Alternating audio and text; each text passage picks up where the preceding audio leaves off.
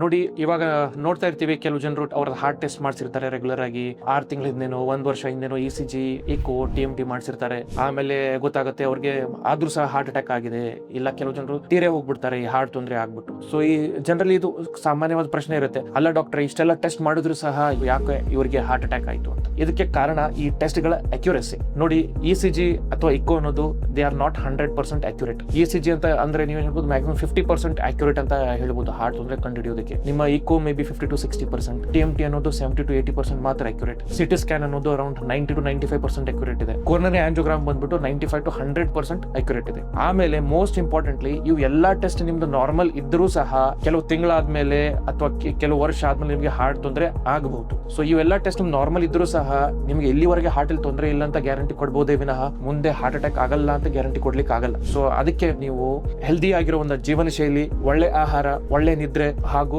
Regular ಆಗಿ exercise ಮಾಡ್ತಾ ಇದ್ರೆ ಈ ತರ ಹಾರ್ಟ್ ತೊಂದರೆ ಆಗೋದನ್ನ, ಹಾರ್ಟ್ ಅಟ್ಯಾಕ್ ಆಗೋದನ್ನ ಪ್ರಿವೆಂಟ್ ಮಾಡಬಹುದು. ಸೊ ಇದರ ಬಗ್ಗೆ ಇನ್ಫಾರ್ಮೇಶನ್ ನಿಮ್ಮ ಫ್ರೆಂಡ್ಸ್ ಹಾಗೂ ನಿಮ್ಮ ಫ್ಯಾಮಿಲಿ ಮೆಂಬರ್ಸ್ಗೆ ಶೇರ್ ಮಾಡಿ. ಹಾಗೂ ಬರೇ ಹಾರ್ಟ್ ತಪಾಸಣೆ ರೆಗ್ಯುಲರ್ ಆಗಿ ಮಾಡಿಸ್ತಾ ಇದ್ರೆ ಹಾರ್ಟ್ ತೊಂದರೆಗಳನ್ನ ಪ್ರಿವೆಂಟ್ ಮಾಡ್ಲಿಕ್ಕೆ ಆಗಲ್ಲ, ನಿಮ್ಮ ಜೀವನ ಶೈಲಿಯನ್ನು ಸಹ ಸರಿಪಡಿಸ್ಕೊಳ್ಬೇಕು.